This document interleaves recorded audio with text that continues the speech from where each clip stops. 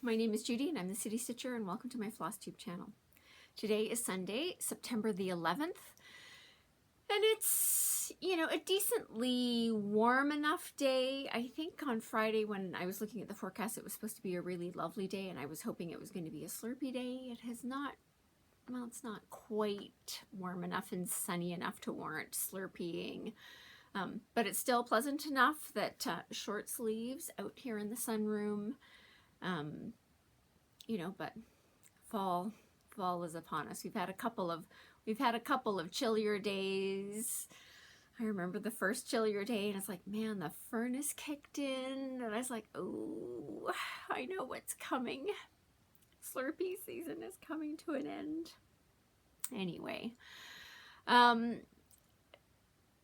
so I am wearing black today for a variety of reasons, more than just one. So I just wanted to say, at the time of filming last Sunday, there were some tragic events going on here in Canada.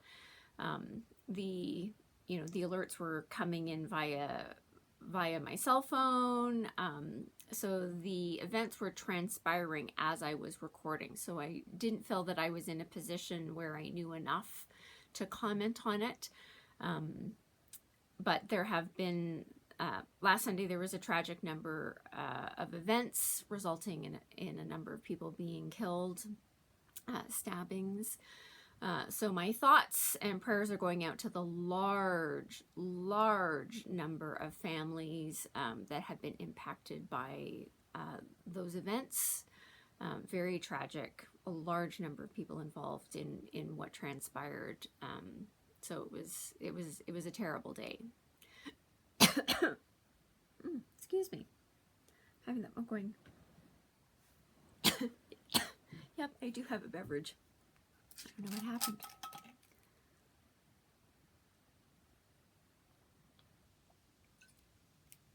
Okay. And of course, as the world knows, sadly, on Thursday, September the 8th, Her Majesty the Queen Elizabeth II, passed away. She lived a good long life, devoted to service. Yeah, so it's been interesting watching the coverage globally. One of the interesting things with the internet and the connectivity is watching the coverage from different perspectives. So I can get coverage directly from Britain. I watched British coverage, I've watched Canadian coverage, I've watched American coverage, I've watched Australian coverage. It was interesting in my news feed that there were actually some stories that popped up on how it was being covered in China, which originally I kind of went, wow, it's interesting, China covering it. But then, of course, I got in there and was like, oh, right, because, of course, Hong Kong used to be a British protectorate. Anyway, so it's just been interesting watching the coverage globally. So my thoughts and prayers are going out to her family, her extended family, who are mourning, her children, her grandchildren, her great-grandchildren, and the extended family. So her cousins, including the Dukes of Gloucester and Kent, Princess Alexandra, I'm thinking of Lady Sarah Chatto and the Earl of Snowdon, Princess Margaret's children. Yeah. And it was interesting because I think it was an American reporter who said she was really queen to the world. So yeah, it's been really interesting watching that. The funeral is, of course, on Monday, September the 19th, so don't be surprised if I'm wearing black next week as well. Just to pay tribute to the life that she led. Yeah, anyway. So, thinking about her, I will say watching all the coverage has made a dent in the amount of stitching that I got accomplished this week. So, because, you go down a rabbit hole there. Like I say, every time something pops up and you're like, I remember going like, the Chinese are covering this quite heavily. Anyway, it's been interesting to watch. So I've been watching a lot of coverage on what's been happening. Anyway, so before I get into my actual stitching for the week, just wanted to say, if you are a new viewer, thank you for stopping by and spending some time with me. This is a channel about cross-stitching and the stitching that I've done over the past week. And as always, a truly big thank you to those of you who come back faithfully to catch up on my stitching journey. So some comments from last week. With respect to my planner, I'm so glad that I could help / enable some of you.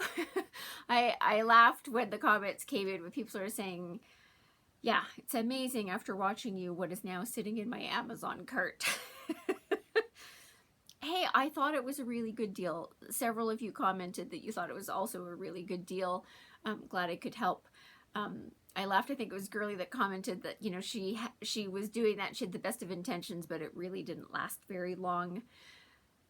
And we'll see how mine goes. I will say that I'm practicing getting ready. So if you remember last week, I had talked about that. I kind of went, I wish they had a couple more months at the beginning so I could just get started and start using my book. It'll be fine.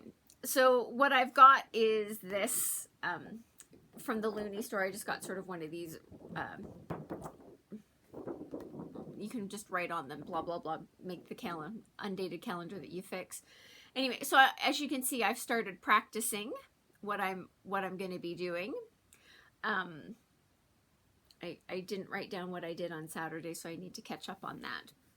But again, I'm going to use this from now till the end of the year, because it will give me an opportunity to practice how I'm going to be using my planner for recording my stitching, what it looks like. And I'm sure between now and the end of the year, exactly how I structure this may change. So it will be interesting. So I've decided that I'm starting to practice now. So far, after my first week, it's going okay. Cheryl from Happy Handcraft Studio, and if you're not watching her, you really, really do need to watch her. She made a comment. She's like, you mean I can't use the free calendar from the realtor? Of course you can use the free calendar from the realtor. Everybody needs to find the thing that works best for them. Free, of course, you know I'm always up for a good freebie. For me, the only benefit to the 10-year planner is that it comes as a book, and hopefully I can keep it together. If I had 10 separate calendars, you know, one of them would get recycled unexpectedly, and then I would be, you know, devastated that my whole record of my stitching life has gone away, other than, you know, the YouTube videos. Anyway, as always, everybody has to find the stitching tool that works best for them. Okay, with respect to Anne Morrison, thank you to those of you who made comments about your views on the color combinations for that one band. Unanimous from the comments coming in that everybody pretty much agreed that the navy blue was too dark, which kind of solidified what I was thinking anyway. Have I figured out what the right answer is? No, of course not. Of course not. I haven't gotten that far. I know the joke is that I ask for the opinions and then I do what I want anyway. But sometimes the reason why I ask for some of you up there, like, you've given me brilliant suggestions over the past couple of years that I've been doing Flosstube on a variety of topics. Sometimes it's related to the question I've asked. Sometimes you send me down a rabbit hole. I love the brilliant ideas, and in this case, you know, generally when the consensus is coming in unanimously, and quite frankly, I think you could probably tell I was like going, I don't know about this, and when everybody else goes, it really does solidify my view, going like, yeah, it's not the right combination. You need to adjust. What that adjustment is going to be. Some of you said, well, maybe this, maybe not what you had suggested. Some people just sort of said, yeah, I think it's not right the way it is. I don't have any brilliant ideas. All of those, I appreciate all of those comments. Like I say, so I think the decision is I need to do something different in that band, but I don't know what that answer is just yet. So stay tuned. We'll see what happens. Shara, I laughed at your thing about talking out loud at me while you're watching the video. I just want to say to any of you who find yourselves talking to me as you're watching the video, I really appreciate the conversation. Generally because I myself do it quite a bit. I'm sure if anybody were actually watching me while I watch some of the Flosstube videos, and I'm one of those people, you know, when people are struggling going, you know, the name of, you know, chart X or designer Y that they're referencing, and for the life of them they can't remember, which has also happened to me, and they're like, we know everybody out there is screaming. It's like, yes, I am telling you very clearly what it is because I know the answer. So if you find yourself talking to me while you're watching the video, don't you worry. Thank you. I appreciate the conversation. Sometimes if you have helpful things, if you could also not just tell me while you're watching me, but put it in the comment section down below. My mental telepathy capabilities are very close to zero. So sometimes the typing it in the comments does help me along.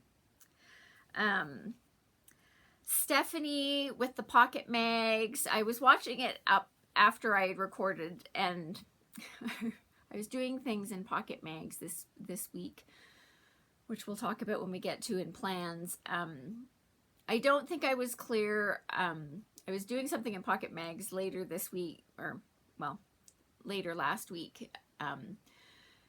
That when you go in to do the printing and it says, you know, hit the download to PDF. So in my version of things, it never says download to PDF. It only ever says print. When you hit on that print button, you've got a choice to print to paper with the printer that you've got connected to your computer, or you can print to a PDF. It's a drop-down selection that you can have so that you can save the PDF to your computer for use at a later date. You said you know, thanks for talking about it. I haven't tried it and I'm not good with tech. So I'm here to say, dear Stephanie, please, please, please go in and try again, because you have a resource right here that I can help to the best of my ability without actually being physically present at your computer. But I would encourage you to go in and try it again and get comfortable. Like I say, the last Pocket Mag sale, there were amazing, amazing deals. Like I say, I think it was the World of Cross Stitching, where back issues were $1.68 for a magazine. Like if you found one thing in there to stitch, like you're away to the races. So I think it's a you know, I started off buying my one and I really didn't do a lot with it because I was trying to be restrained. The problem is now that they send me the sale notices and I've discovered how good some of the sales are, my Pocket Mags library has been growing, which I've been telling you. Like I say, when I went back and found that Just Cross Stitch from 2014, it was great. I know that you can get the DVDs, CDs that sort of say every issue, you know, from X year to Y year, and there's multiple DVDs. That is an option.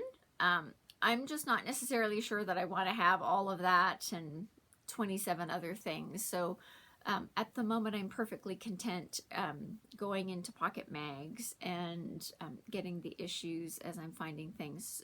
You know, again, the last sale that came up, which I was waiting for, was specifically because somebody had been stitching something and showing it on Instagram, and I'd done really well resisting all the way up until August, and then at that point I went nuts. I need to have this.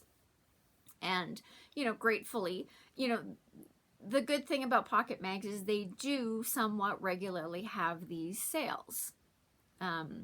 So it's also, if there are other magazines you're interested in, if you're quilting magazines, knitting magazines, crocheting magazines, I'm sure there are card making and paper crafting and 27 other things. There's a ridiculous number of magazines available on Pocket Mags for you to read.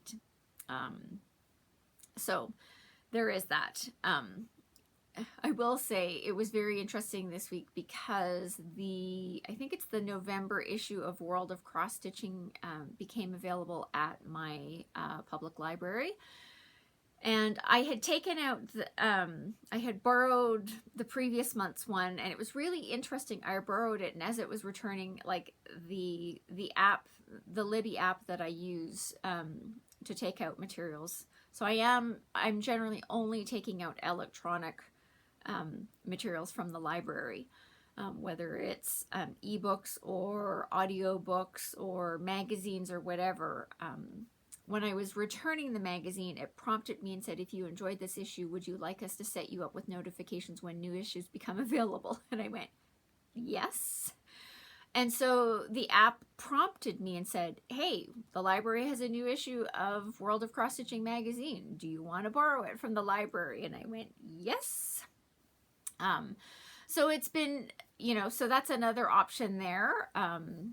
Now, they don't have a lot of cross-stitching magazines available at my public library, but I'm still going World of Cross Stitching magazine from the library. I'll borrow that. It means I have full access to look through the magazine in detail and read all the articles and do whatever, so that's a great option as well. Never forget to check out your public library for cross-stitching materials that are available. All right. And last but not least, Dawn, thank you for your comment about you're starting to get really interested in what does my Excel spreadsheet for my 5-year plan look like. And it's been interesting as I've been watching some Flosstubers this week that people are really, we're in the middle of September. People are starting to focus on, what their plans are for 2023. They've been commenting, several of them have been commenting like they really started planning sort of towards the end of November and into December, and really discovered that was maybe a little too late to do some of their planning. And so they were expecting that this year they're going to start their planning process earlier. So they're starting about now. I, of course, watched those and kind of had a little hee. It's so great that you're planning in advance. By the way, where's your 5-year plan? Because my year plan is working. So I actually, 2 weeks from now, so September the 25th, the topic for that week is going to be, how do I do my 5-year plan? What's in my Excel workbook? How many tabs have I got in there? I'm not gonna have it on camera and show you all the stuff, but I will walk you through what I'm doing, what the tabs in the workbook are, what I'm keeping track of, how I use my workbook for my plan. And so I will be talking about it in a lot more detail and how it sort of changes over the course of the year and how it rolls forward. So that's going to be the topic 2 weeks from now. If you're interested in planning, stay tuned. If you're not interested in 5-year planning, you'll get to the end of the stitching and go, thanks, and you'll move along, as always. I will say I think the topic for next week will be of interest to quite a few of you. It will be a fairly lengthy video. I will warn you of that right now. I can only imagine how long it's going to take me to talk about that topic, but okay, it's really starting to not. Woo! Okay. Yes, it's getting a little gray, so let's see if we can't fix that and keep the light somewhat consistent while we're recording this. All right.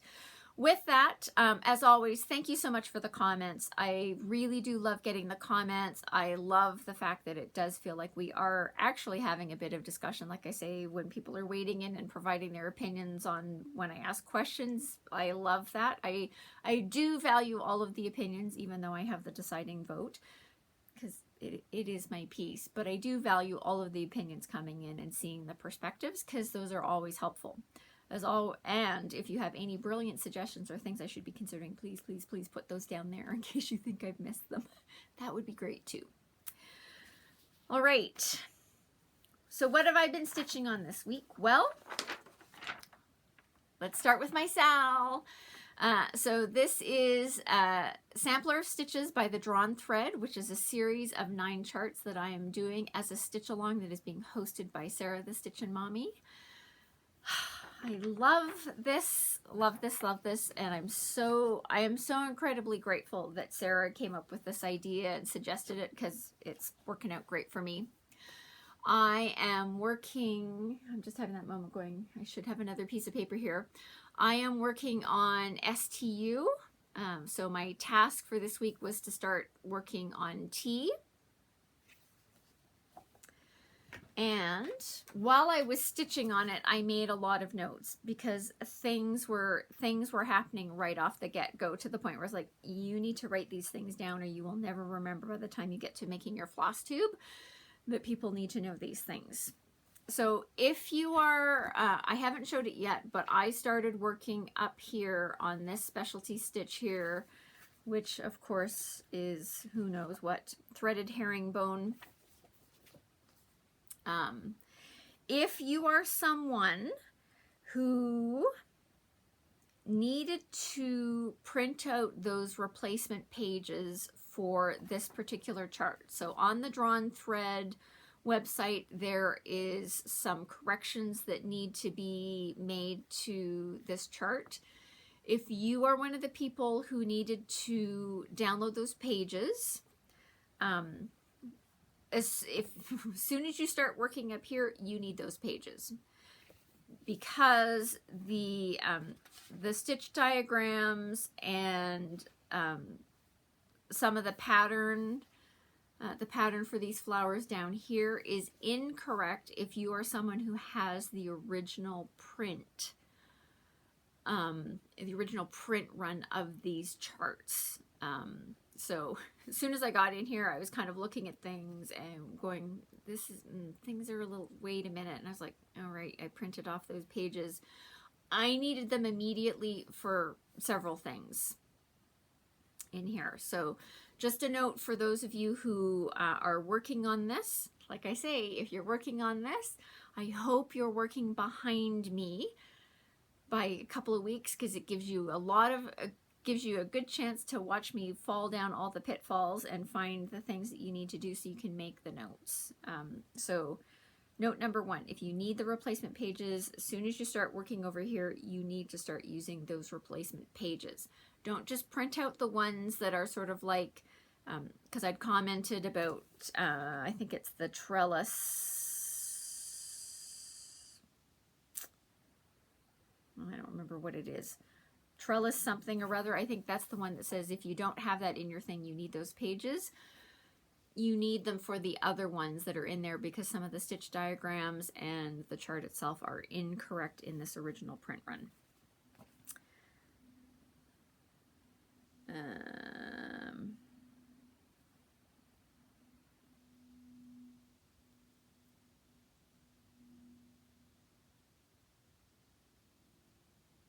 Okay. I've got a couple of other comments, but it will make more sense if I just said I'm going, I forgot one of my boards. That's okay. I'll use this. Well, hopefully this will help. So where did I get to? So I feel like I had a really productive stitching period when I was working on this one. So I'll hold this up closer.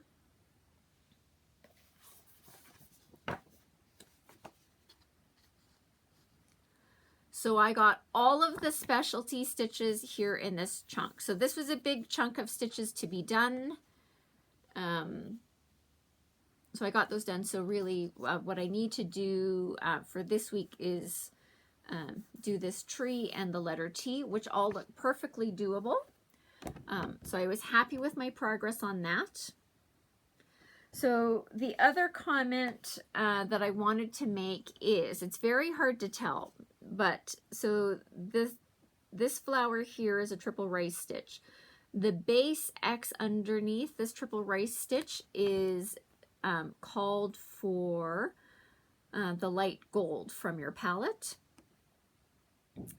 It's only used for the base X, and then you've got these light blue the light blue stitches over top to make the triple rice stitch. As well, that light gold is also used in the tête de boeuf stitch. Tête de boeuf means head of beef. Is this one in between the triple rice flowers. So what I did is I didn't use my light gold. I think it'll be fine without it because it's annoying me. So I used my very light gold, not my gold. So the gold is the one like here and in the stars. I used my very light gold just because, you know, I liked it better. That's the one that I used. Anyway, a little bit in here, but it's harder to tell. So I did the X, then I came over here and I did the Lazy Daisy stitches that are required to make the tête de boeuf stitch. And then I did the X, and then I did this X, this X. So I took one strand and I did all of my stitches all the way across. The distance between these specialty stitches is not huge. I think it's only one stitch in either direction. So it worked out okay. I don't feel like you can see me carrying my yellow thread between them. And I was just really happy that I sort of only used one length and I worked my way all the way across it. So normally when I'm working on these specialty stitches, like because I'm following the diagrams, I do the specialty stitch before I move on. In this case, because of the location, I sort of did, like I say, I did the base X. So I did a little bit of each of these specialty stitches all the way across, then came back in, finished off the triple rice stitches, and then I finished off the tête de boeuf because this is a light blue, this is the dark green. So yeah.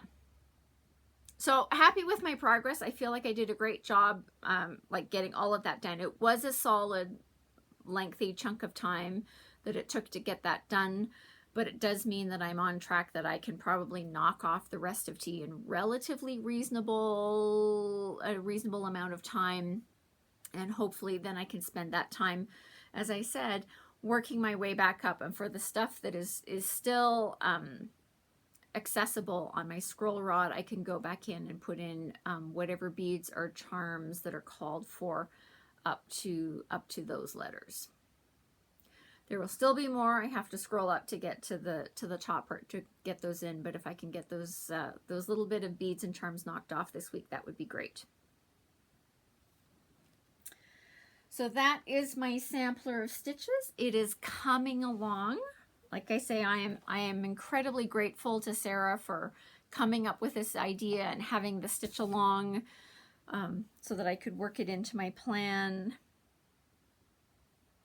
Yeah, so that was great. So then, of course, I also, one of my goals for this week was to finish off my Cottage of the Month. This is Country Cottage Needleworks, the September Cottage. No big surprise. I was successful at this.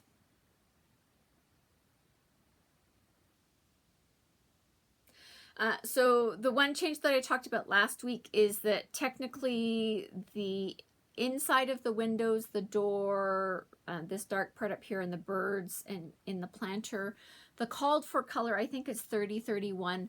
I changed that to navy blue DMC 823. I'm very happy with my change. I go back and I look at sort of my original printout of all the DMC and the specialty fibers I was going to need for this series. And even when I had it done originally, my intention has always been that it was going to be navy blue. Don't ask me why, but I am happy that I changed it. So there is my September. So the total number of stitches that for the September cottage is 2,516. As I've said before, I will keep track of my stitches when when I can easily keep track of them, like when Markup RXP tells me what they are. Sampler of stitches I'm not keeping track of because they're specialty stitches, and there's no way I'm manually counting, as I've said before. So I don't know how many stitches I did on that. A decent chunk, but unknown number. Happy with my progress. Just over 2,500 for this. Again, I'm really glad that I'm keeping up with this. I will say I'm starting to get annoyed with the cottages. This is my 9th one in a row. I'm getting a little annoyed with them, but the answer is I love them when they're done. I love them when they're done. So I will, you know, clearly the plan for the rest of the year is to continue doing one a month. You know, so October, I'll do October, right? So there's only 3 more left in this series. And the answer is I'm going to buckle down and I'm going to get them done. It means I will accomplish the goal. I need to figure out a way to be a little more positive in my attitude towards stitching them when they come up. I was totally fine while I was doing the house, and then I was like, ugh, here comes the annoying bits, right? You know, these apples on the tree are too far apart to carry your thread decently, all sorts of, you know, I love them when they're done. I love how they look. I'm really glad I did it. But it does get a little finicky. These, you know, obnoxious flowers up here with their 3 colors. There's a total of 11 stitches in each of them. It's annoying.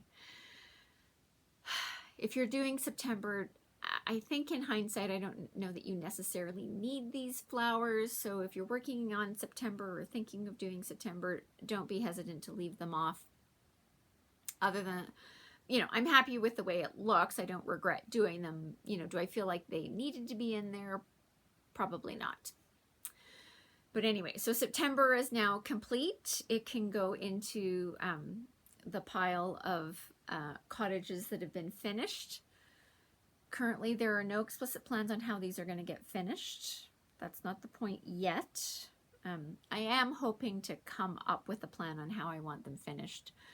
But I don't have that plan just yet. So when I finished the cottage, which was towards the end of the week, I didn't finish it until late on Friday night. So my plan was that I was going to give myself a reward. And my reward was going to be that I was going to work on Musical Christmas by Artistic Needle. This chart is out of print. I am doing it on the call. I am doing this table runner. I am doing it on the called for 28 count Christmas Shenandoah linen by Zweigart, which has been discontinued and is generally not available. So again, this is a situation where your LNS cannot order this. There is none to be ordered from the manufacturer. You may be able to find it in a physical LNS that may still have some sitting on their shelf. So it's not to say that you can't get it. It's just going to be a lot more challenging to find it. So what did I do? Well, so I was supposed to be working on the trombone. I'm just having a moment because I need to get myself organized here. It's harder with, but what I ended up doing first is I had mentioned that I had picked up the 002 cord that I needed. It's going to be very hard to see. There's a little bit of back stitching around this drum and to make the lines that you see on a snare drum. It's very hard to see on camera. But the first thing I did is I did the back stitching on this drum. Then I did the back stitching on, I did the back stitching on this drum, and then I got to work on my trombone number 2, and look at that sad, sad little pathetic start on trombone number 2. It's because I got distracted by catching up on, you know, everything that was going on with Queen Elizabeth, you know, Charles's proclamation, you know, some of the outings by the family, etc., etc.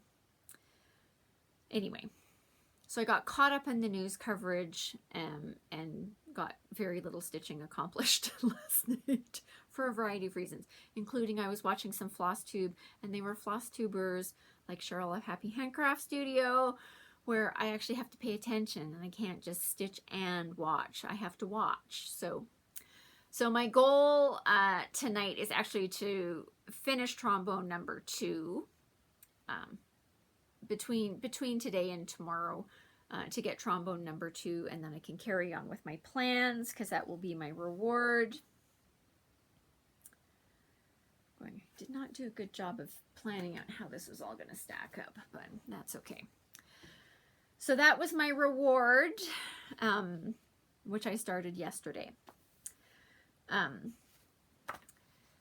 next piece I'm going to show you, of course, the timing of it is incredibly interesting given the events of this week.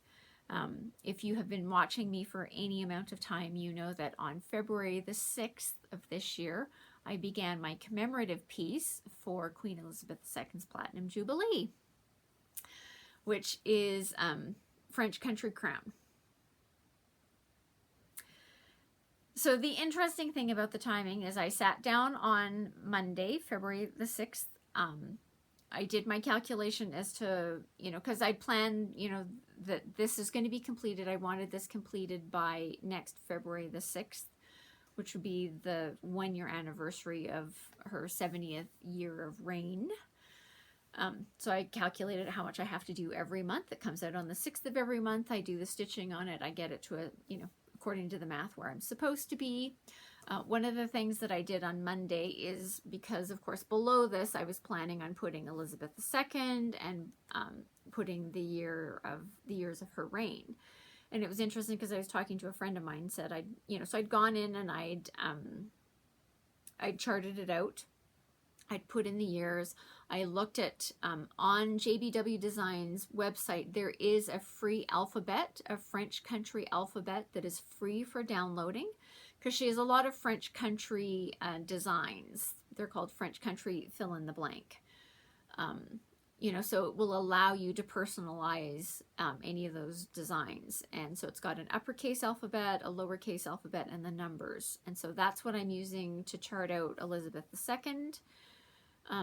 And I was working on the years, and I'd said all along I wasn't going to fill in the years until I knew the date of her death. So the fact that she died on Thursday, it's like going, I hope she wasn't there in Balmoral listening to me going like, I can't finish this until, she's dead.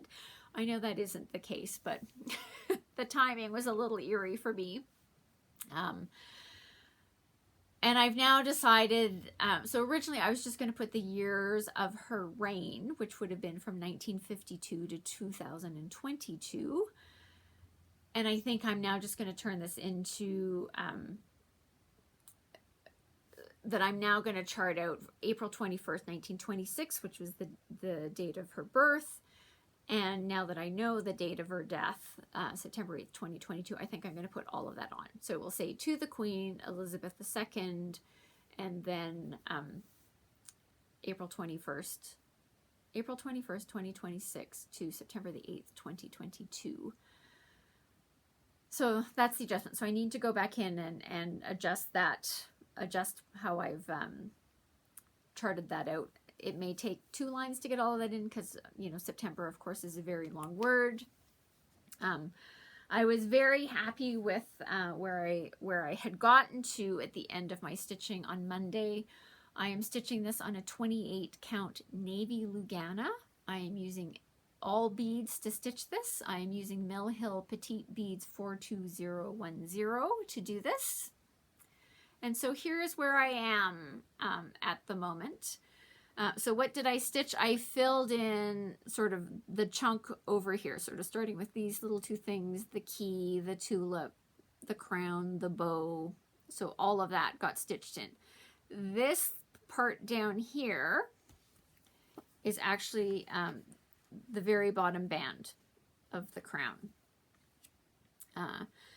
So not surprisingly, I have decided that I will be stitching on this as I watch her funeral.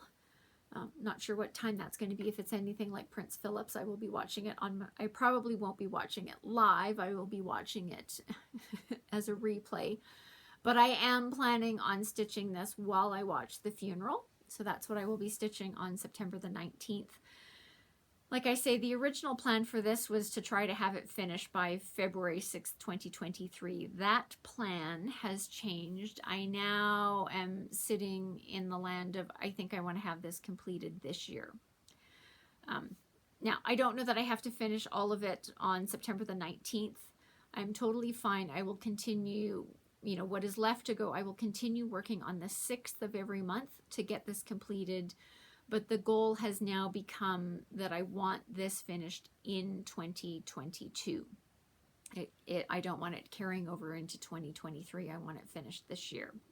So I think it's a very reasonable goal. I think it's very achievable.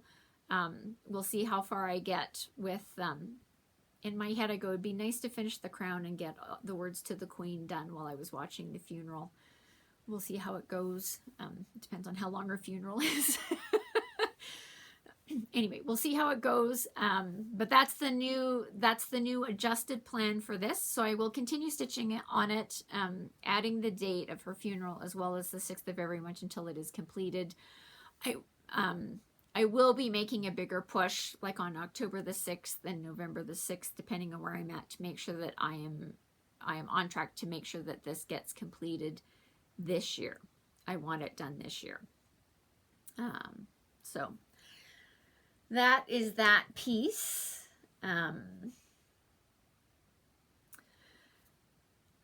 So let's talk a little bit about plans. So the interesting thing with the passing of Queen Elizabeth is that I'm now feeling like I need to stitch something else for her. Now, it will be interesting to see what people come out with. You know, between Etsy and other designers, I don't know what people are planning on doing. It was interesting because if you go way back into July, I had bought another pattern for Queen Elizabeth's Platinum Jubilee, and it was funny because I was watching that video again because I was going, I wonder what I said about it. I'd gone back in to have a look at it, and it was interesting because it was me. And it's from River Drift Needlework. It is called Platinum Jubilee Happy and Glorious. I still haven't printed out the cover photo because I got it as a digital download from River Drift. This is, oh, that's gonna, I don't know, can you see that? It looks horrible. I don't know how to get it. That's a slightly better one. So that is Happy and Glorious, and in my video from July, I'm like, who knows what year this is going to start getting worked on. I'm now going, I might actually need to start it this year. I don't know when I'm going to finish it, but I think I need to start it this year. So again, welcome to the firm plan. I may be adding this. The interesting thing with this one is I've already purchased that one. The problem is, I was looking at the options at River Drift. Oh, this is terrible. This is hard to see. I will put a link to River Drift. I will put a link to these in the comment section down below. This says, it says, I wonder if I don't know that this is any better. No, terrible. It says Queen Elizabeth II, God Save the Queen. It's got the date 2015 because 2015 was the year where she surpassed Queen Victoria as the longest reigning monarch in British history. And at the bottom it says, I am willing. So this is, I'm really debating whether I need to get that one and work on that.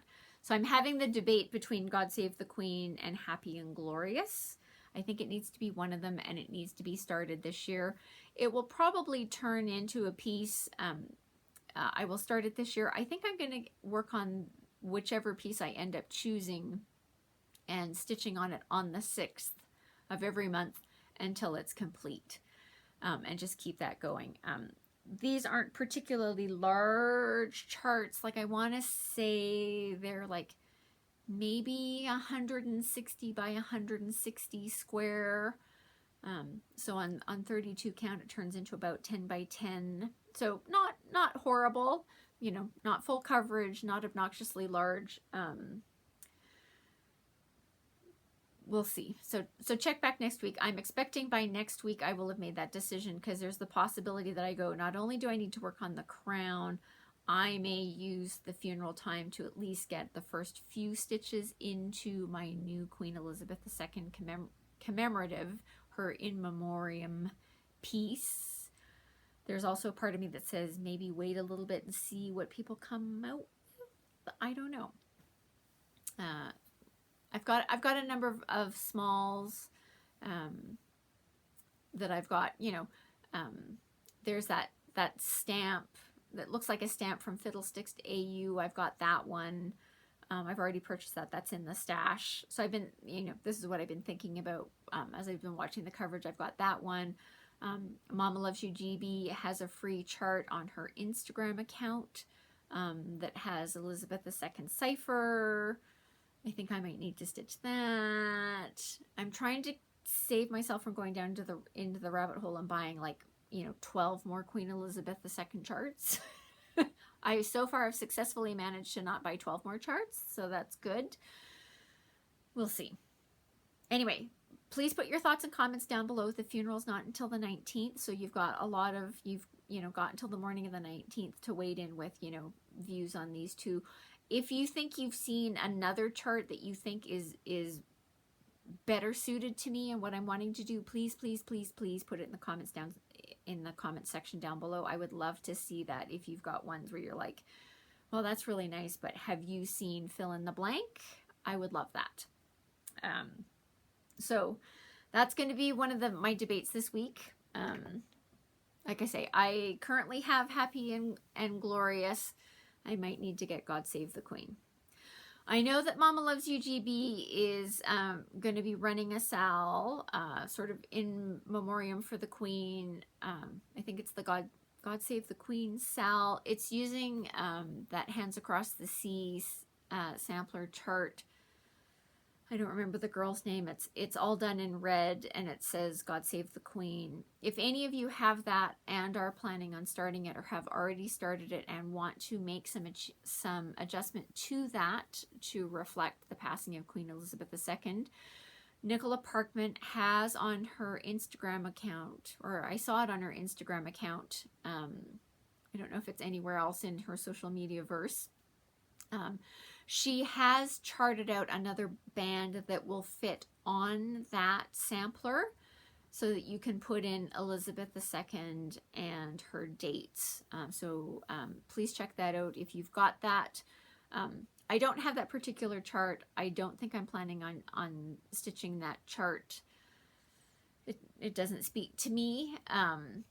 But I did download the charting of Elizabeth II and her dates, because you just never know where I'm going to need to add that in. And I'm, you know, thank you, Nicola, for charting that out very rapidly for us. I may be adding that into something else.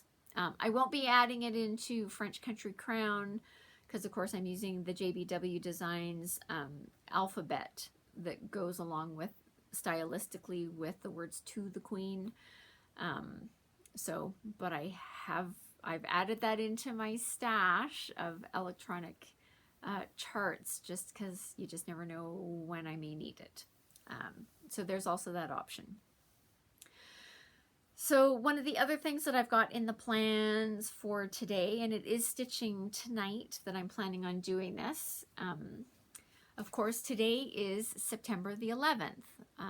This is the 21st anniversary of the events from 9/11.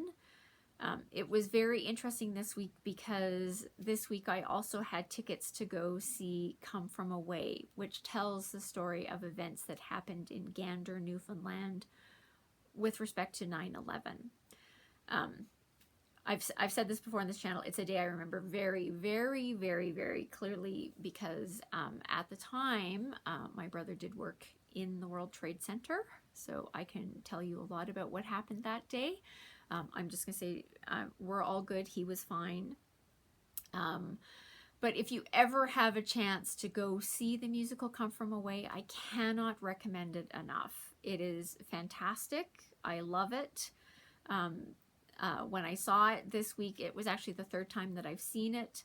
The people that I went with would go see it again. I would go see it again. I don't know that I would necessarily do back-to-back nights of seeing it again, but if it came through town again, I would go see it. If I were traveling somewhere and it was sort of like the big thing that was, you know, playing at the time in the city I was in, I would go see it. I cannot recommend it enough. It is a fantastic, fantastic show. I've loved it every time that I've seen it. So if you've got the chance to go see it, I highly, highly recommend going to see it. The other interesting thing, I was talking to Jeanette Douglas this week. She's left for Portugal for her trip.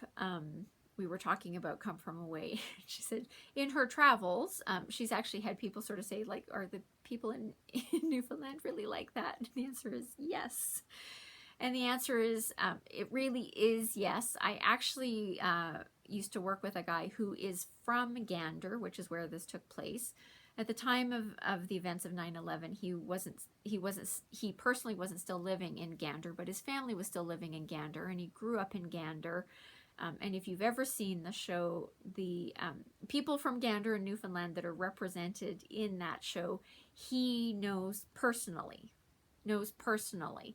And we did have a good conversation about that. And he went, yeah, no, that's really what they're like. Yes. Yep. It all, when he went and saw it, he was like going, yeah, it really resonated with him because he knows the actual real life people that are represented. So that was also interesting to hear that they've actually done a really good job of representing the character of those people. So that was good to hear. So this has been sitting in my stash for about 20 years. After 9/11, there were a lot of designers who were designing commemorative pieces, you know, because it was a very momentous event that affected the entire world. And I like this one. You know, there were a lot of them that came out, and they had to do with firemen and policemen and all that kind of thing. And, you know, it's great, but for me, I don't know that I would necessarily keep a picture of a fireman. And, you know, there were a number of pieces that came out, and I went, you know, I understand why they were designed the way they were in commemoration of 9/11, but it's not really me. This one came, like, I want to say she really did get it knocked out in, just having a moment going, where is my copyright on this? Did she get it out in 2000? I don't know where the copyright is on this thing. Anyway, it came out. This is by Just Nan, and it's called Remember 9/11. And I picked this up because I was like going, this I could see keeping out on my walls all the time. So what she's done here, she's done, you know, so it's very tone on tone. I am going to be stitching with the called for colors. Of course, when I got it, so it did come with the beads and some of the specialty fibers. So this over dyed silk to do these bands, which is red, white, and blue. I'm just going to read a couple of the things because I always get it wrong. So it talks about, so these pansy motifs here on the top, there are 3 of them. They represent the 3 buildings that were destroyed in 9/11. And then these 4 rose motifs here represent the 4 planes that went down. Again, because it's tone on tone, it's a little hard to see on camera, but this band here says remember. There's a band, I want to say it's about here. It's hard to tell in the picture itself. And again, I appreciated the subtleness of this, but there's a band somewhere down here where it has the Roman numerals 9 and 11, which is interesting because they are inverses of each other, right? So the Roman numerals to represent the number 9 are IX, and 11 is XI. And so she has those repeating to make an entire band down here. And it just says IX, XI, IX, XI. And again, the subtlety, like I really appreciate the design in here of what she's incorporated, that it's not sort of overtly what it is, but the symbolism is very meaningful. So I've decided that it is time that this get worked on. So my plan for this is very much, you know, I would say that working on the crown was my, I've done things this year that I'm looking to see proof of concept is what I'm calling them. And, you know, I've been bringing this out just for the 6 again. I had specifically how I was going to work on it, which is slightly adapting now. You know, but it's being stitched on and is getting completed, and it's not cutting into my stitching time a lot. You know, when I worked on the crown on the 6th, I put in 137 stitches. It was technically more than I only needed 85 to get to where I needed to be. I did 137 because I finish off the length that I've got going. But this is proof of concept of what I can get accomplished by doing a little bit on a piece, you know, just 1 day a month. So this was my proof of concept. I have appreciated how that's been moving along. I'm planning on using that same concept for whatever my memorial piece is going to be for Queen Elizabeth. And I'm expecting that it's going to work very well for this. So my plan is to work on this on the 11th of every month until it gets completed. And I'm giving myself the grace that sort of there may be some days where the 11th are days where I've got a decent chunk of time where I can work on this. And there may be days where the 11th of the month is a day where I'm running around like a chicken with no head, and I will definitively put some stitches in, but it might be a really small number. And that's okay. My goal is just to make progress on this. And we'll see how long it takes me to work my way through this. But this will be coming out, and so I am definitively working on this tonight. So this will get kicked off tonight. Those are my plans.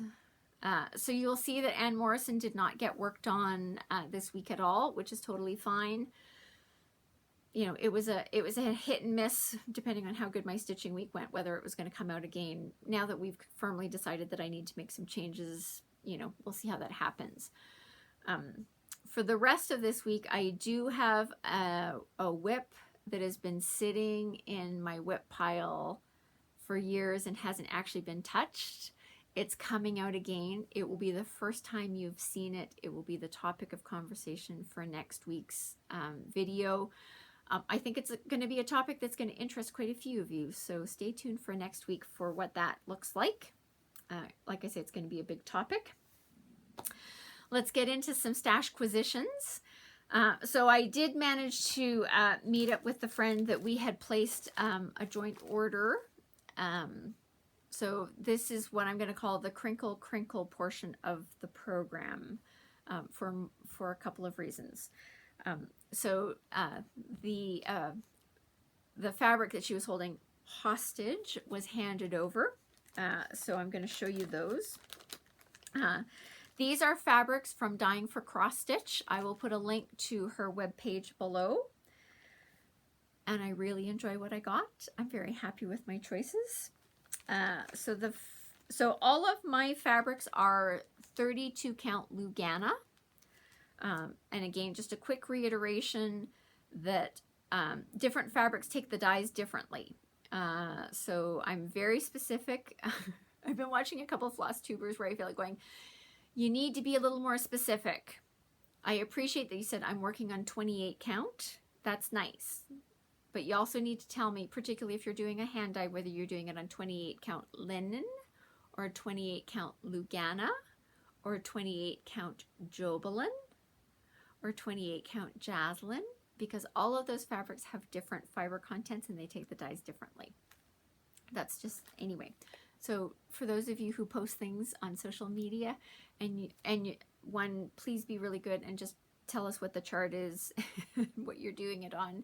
It will save yourself time in the comments, save you some time, because I always laugh at the one where people have done a really good job of posting all the details. Here's the chart, the designer, the fabric. I'm using all the called for fabrics, and invariably in the comments still below somebody's going to say, oh, this is fantastic. Can you tell me what the chart is? Yeah. Did you read the post? Never mind. Okay, so here's fabric number 1. This is called Cabernet Dark. I'll do a quick little sort of Cabernet Dark 32 count Lugana.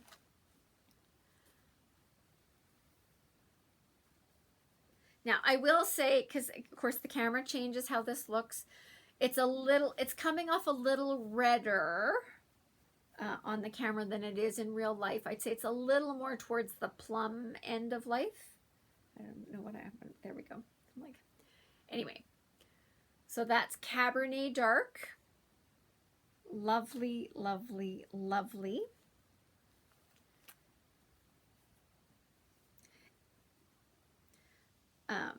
What do I envision putting on this? Believe it or not, something fallish.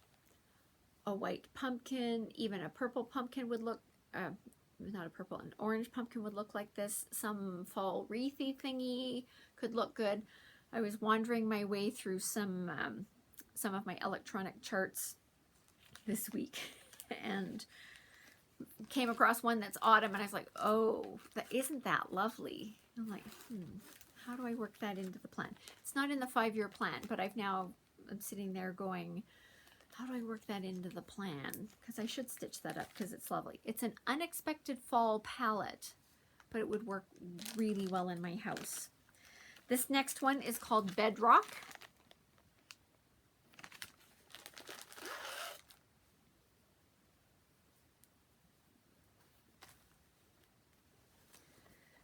As I've said before, when I tend to buy these fabrics, I always get them in a fat quarter. So that's Bedrock. Not too bad. Not too bad how it's showing up on camera. I think the modeling is a little more subtle in real life, but it's nice that it's actually showing up decently on camera. I appreciate that fact.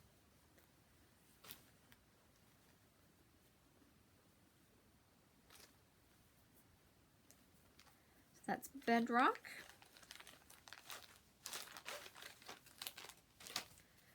And the last one is going to come as a great big gigantic surprise to a lot of you.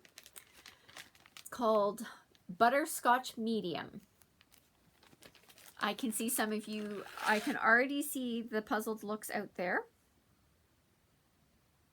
And yes, this is a very unusual choice of fabric for me. So it's coming off more goldy in the camera. It is more orange than it's looking like in the camera. I don't know how to fix that. Sometimes just doing something white beside it. No, it's still, that's a little better, but it's more orange in real life. I specifically got this because I have a Stony Creek chart that is Halloween themed. So a tree, a pumpkin, I think maybe a haunted house in the background. It's monochromatic, and I'm planning on stitching it entirely in navy blue on this fabric. So that's the purpose behind getting this particular fabric. Yes, it's a very unusual choice for me. It was purchased very specifically for that particular chart. Is that chart sitting in the 5-year plan?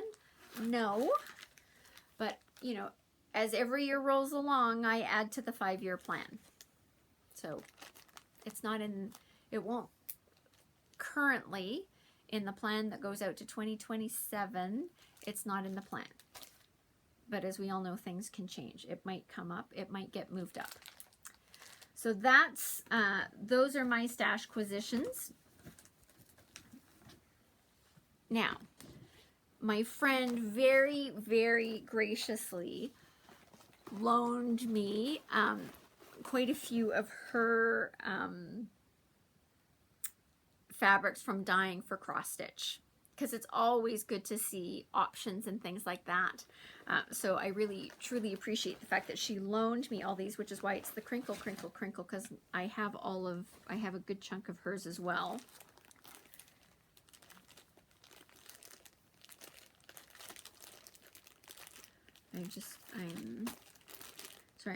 I'm reordering the crinkle, crinkle, crinkle. If you have headphones on and loud noises, sorry, this is the crinkle, crinkle portion of the program. So all of, I'm just doing a quick look. I'm pretty sure, yes, all of her fabrics are 25 count Luganas. That is her fabric of choice. She tends to work over one thread. She's crazy like that, whatever. Everybody does what works for them best. So again, there will be slight differences between how these colors will dye on other counts and other types of fabric, but it's always nice to see. I think every color that she has that I've got from, that she's loaned me, are colors that I do not currently have in my stash. So I think it's a great, so thank you for loaning them to me for the purposes of making the video. So the first one I'm going to show you is Cabernet Light. So this is what Cabernet Light looks like. Okay, so this is not doing it, oh, I don't know how to get this. This is not doing it like, it's kind of like, so in the shadow, that's really what the coloring looks like. Let's hold one of these up, see if it picks it up. No. It's blowing out. That's a little, there you go. That's a little better. It's a very dusty rose color. It's lovely.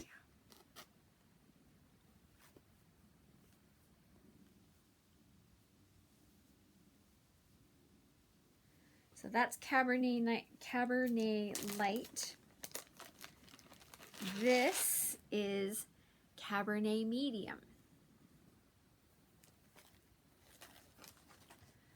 So these ones were from the most recent order. So that's not too bad. Again, it's coming off brighter on camera than it is in real life. So it's a little more dusty. Tone down the pinks in this. It's quite lovely. So that's Cabernet Medium. And Dyeing for Cross Stitch has, she's doing this quite a bit with her fabrics now, where she's tonally giving you a light, a medium, and a dark. So for fun, I'm going to haul out mine and go. So here is the Cabernet Dark, the Cabernet Medium, and the Cabernet Light. It's a lovely, lovely range of colors. And like I say, now that she's doing this with a lot of her fabrics, this is going to turn into a problem. Anyway, it's a lovely, lovely range. And yes, once I show them, you're going to have to listen to the crinkling because they have to go back in their bags so that I keep them all straight. I've promised her that I will not keep her fabrics hostage. Also due to the fact that they're 25 count, and that's not my preferred fabric count, but you know, again, I'm very appreciative that she's loaned me these fabrics so that I could show them to you. So those are the Cabernets.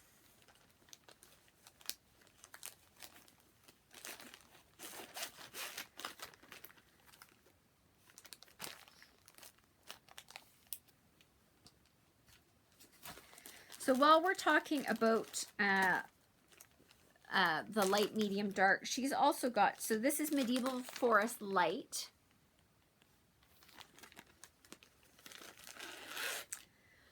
So this is a pale green.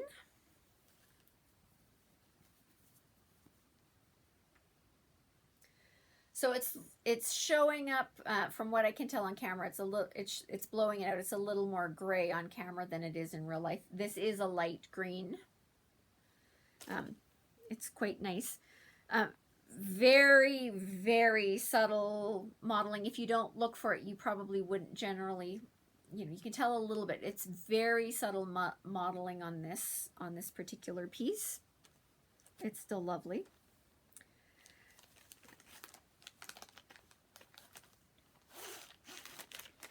And she also has Medieval Forest Medium. Now, I was intending on having, I've got a piece of Medieval Forest that I showed a few weeks ago in the dark. I was hoping to remember to bring it out with me, and I didn't. But this is the medium. Again, it's blowing, the camera's blowing it out a little bit. Again, one of the really lovely things about the Dying for Cross Stitch site is she's putting, see, there we go. There you go. That's what it looks like. That's a good, right there. She's generally putting a bobbin of DMC floss on top of it so that you can have at least a sense of what the color is going to look like. Caveat, every piece will of course come out differently, and you can't always make them identical, but it will at least get you into the right color family of what these colors are going to look like. These are lovely. The order I put in, I got a light and a medium of Andes, which was a green fabric, and before I return these to my friend, I'm going to have to compare these Medieval Forest light and medium to my Andes light and medium. I think these are more of a gray green as opposed to the Andes, which, like Andes light I think is about, 503 or 504. So a bit of a bluer green. So I'm going to have to, compare these to the Andes light and medium that I have in my stash and see if I need to put something on my wish list for Dying for Cross Stitch. She also has, and I couldn't remember whether or not, so this is Denim Light. It's a lovely light blue. I have a problem with light blue fabric. So I think when she was ordering these, I had convinced myself that I have enough light blue in my stash. It's a lovely, lovely, lovely light blue.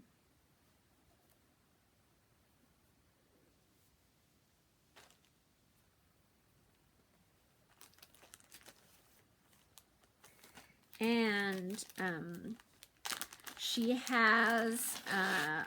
also has the denim medium. This is quite lovely as well.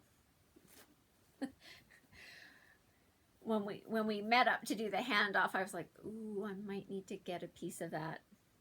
It's lovely. Lovely, lovely, lovely. So a piece of denim medium, again, might be showing up on my Dying for Cross Stitch wish list. Yeah. So this is the medium. This is the light. I know when we were talking about it, she's now going, I think I need the denim dark. I think I got a piece of denim, but I got it in 40 count Verdal. But yes, I think I'm good on the light. I think I've got enough light blue in my stash. This denim medium, I might need to get a piece of that.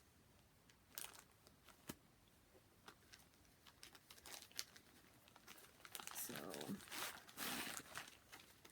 okay, they have to go back into their bags, or there's just going to be a problem. I know you'd think I'd be able to tell them apart, but into the bags they go.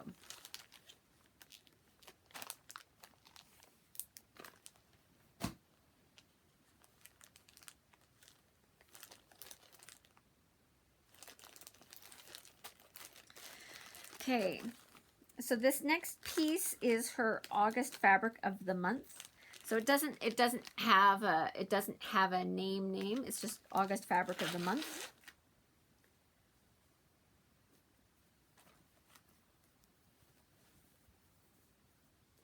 It's a neutral. It's a brown neutral. My friend thinks it's lovely. Fortunately, this is one where I looked at it and went, okay. This is not going onto my wish list. Again,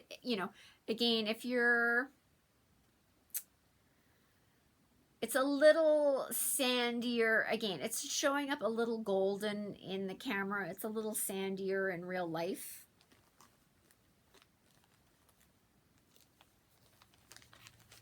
Like I say, I'm happy when people show fabrics where I go, whew, I don't want that one.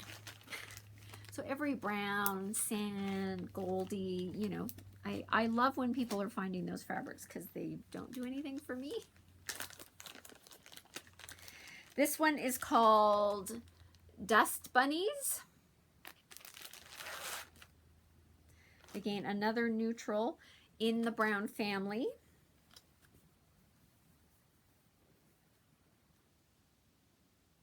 So, not tempting for me, but if you are someone who likes these brownie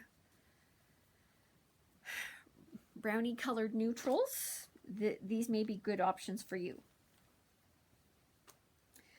As always, I will put a link to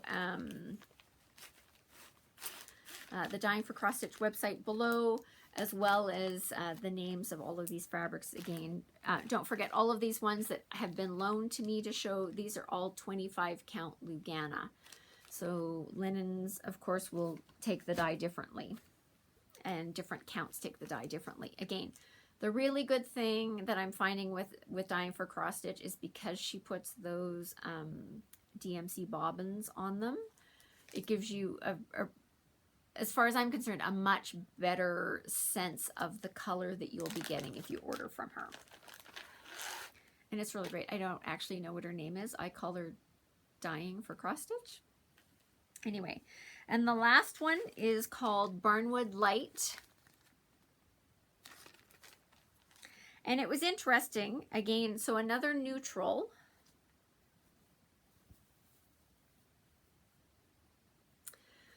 So it's blowing out a little bit. It's more taupey than is showing up on camera. It's showing up on camera being quite gray, but it's more taupe than what's showing up. And it was interesting when we were doing the handoff and we were having conversations about these. I would probably get a piece of this because it's more in the taupe range. It's not too brown. But I can see that I would, I'm just sitting here going like, oh yeah, that autumn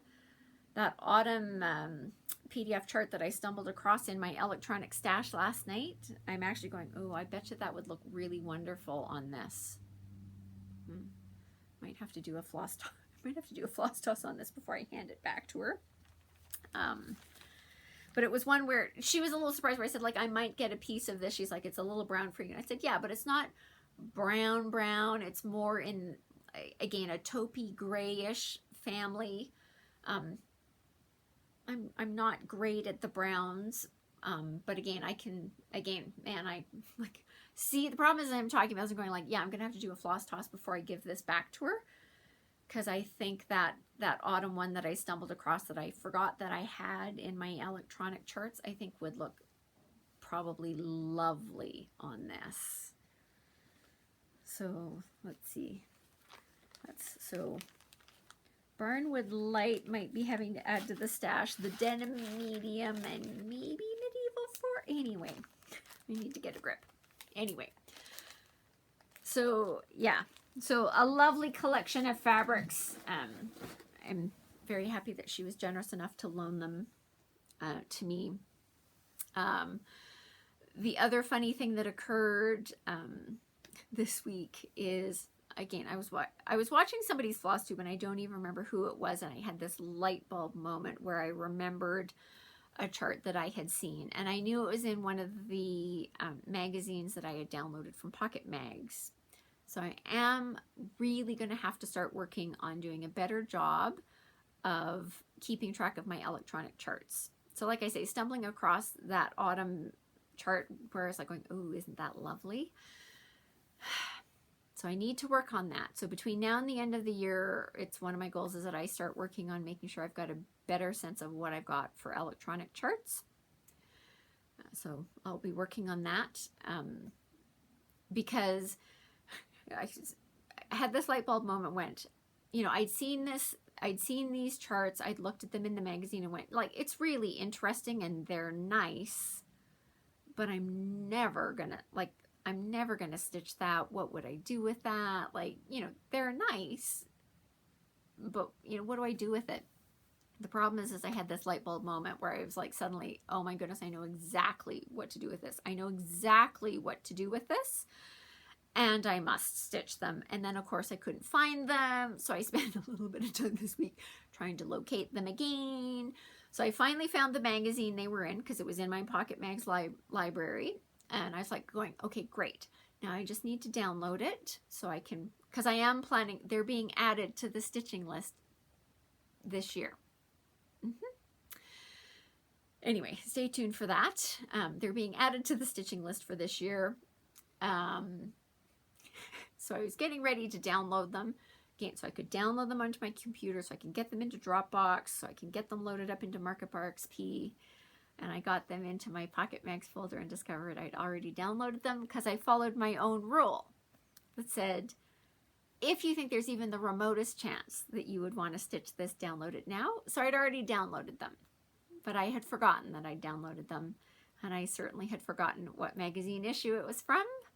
Hence, I need to work on keeping track of what's in my electronic library of patterns. So I'm going to be working on that. Stay tuned. All right, and with that, we are finally getting to the topic, which is called It's Time. So it is time for me to do my giveaways in recognition of me reaching the 1,000 subscriber video. So to all of you who have subscribed, thank you so much. So yeah, so I want to do a little giveaway in recognition of that. So I've got 2 things to give away this week.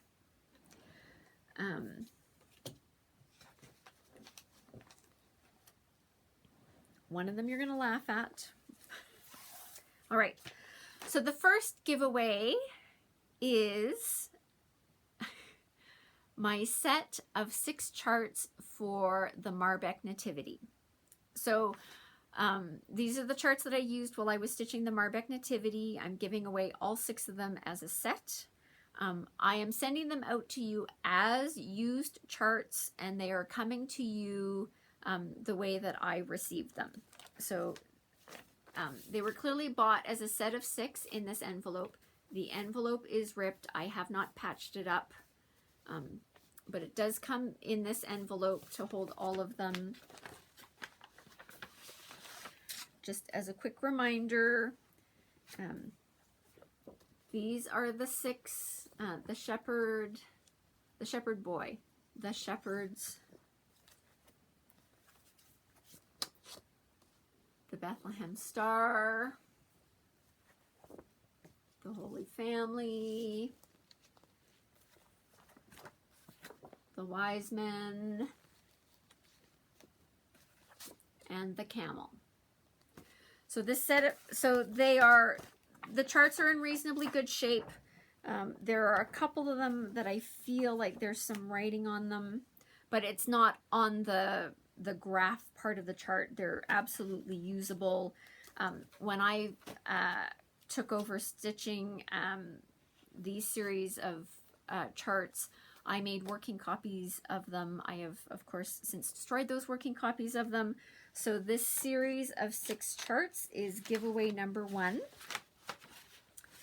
Let's do the rules for the giveaway. So they're standard giveaway rules.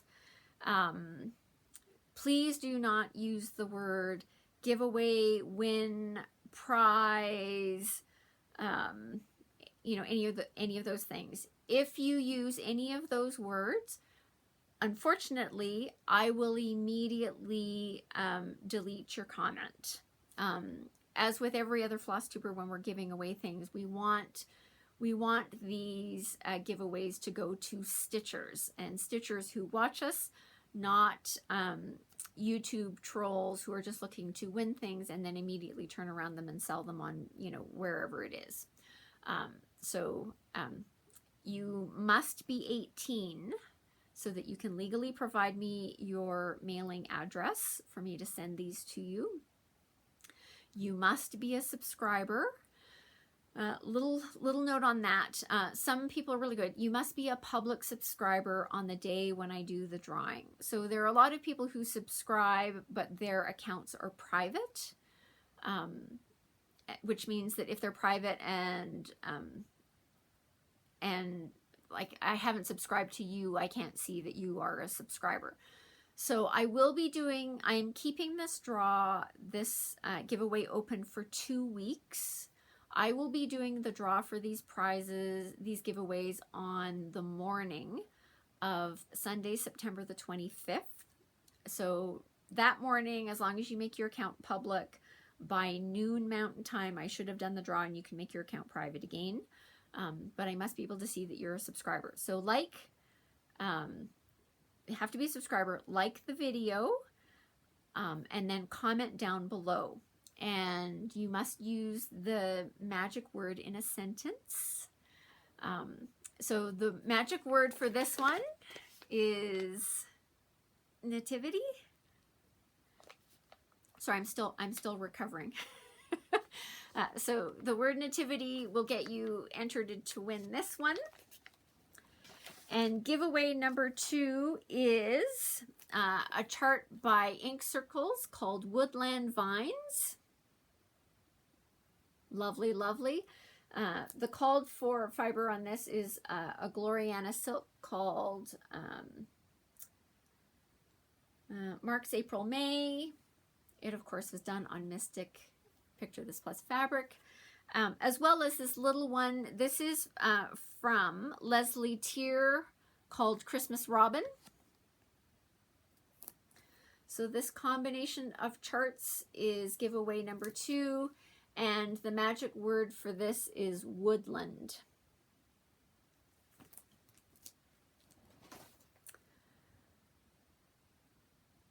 I had something to say about this. I will ship these anywhere in the world. This is open to anyone globally. I know that I have people all over the world. Well, I don't know, all over the world. I know that I have people who watch me from certainly outside of Canada. So this is open to anyone in the world. I will ship these internationally. I just do want you to be aware that when I ship them, I will not be shipping them with tracking, because I am expecting that I will be shipping these internationally. And just to keep the shipping costs at a somewhat reasonable level these days, I'm just going to be shipping them in an envelope with cardboard, but no tracking on them, because if I add the tracking, it usually doubles the cost of shipping for me. So if you are not comfortable with that, thank you for your interest, but please don't enter if you're not okay with that. I will be using the YouTube random comment picker site to pick these. I'm planning on doing it the way that Michelle, Mama Loves You GB does. I won't be showing the video of me picking them, but I will do a screenshot of the YouTube random comment picker when it gets picked for each of these, and putting that in here. Again, if you're not comfortable with how that's happening, thank you for your interest, but this draw will not be for you. But I just wanted to do a little something to show my appreciation for all of you who have subscribed and are watching and keeping up with my stitching journey. I'm truly appreciative. So again, the magic words are nativity, I'll be fine, I promise, and woodland. This will be open for 2 weeks. I will be picking them the morning of September the 25th so that I will have the names of the winners when I record that week. And with that, Thank you for stopping by and spending some time with me. We are hitting the, hour and a half mark. So we're going to wrap it up in a big flurry. Like I say, big warning to you, I expect next week's video is going to be long. I don't know, as always, I don't know how long, but I know the topic and I think it's going to turn into a long video. So with that, I'm going to wrap it up. I hope you've all had a good week. I hope you are all staying safe. Safety first, safety first, safety first. As always, thinking of the people of the Ukraine. I know they've had some successful offenses this week, taking back parts of their country.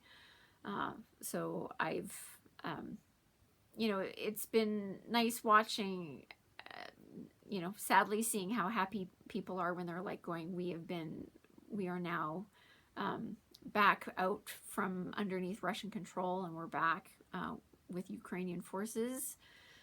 It's a concept that I have never lived through and can hardly, I don't really know what that feels like, but it was interesting watching the coverage of that. So again, thinking of the people of the Ukraine. So safety first, safety first, safety first.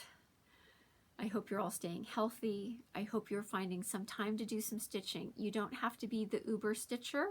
Just find some time to fit in a few stitches when you can for the mental health break, maybe some stress relief, taking your mind off of other things that are potentially concerning you, giving you a little bit of a creative outlet. So I hope you're finding some time to do some stitching, and I look forward to seeing you next week. Take care, guys.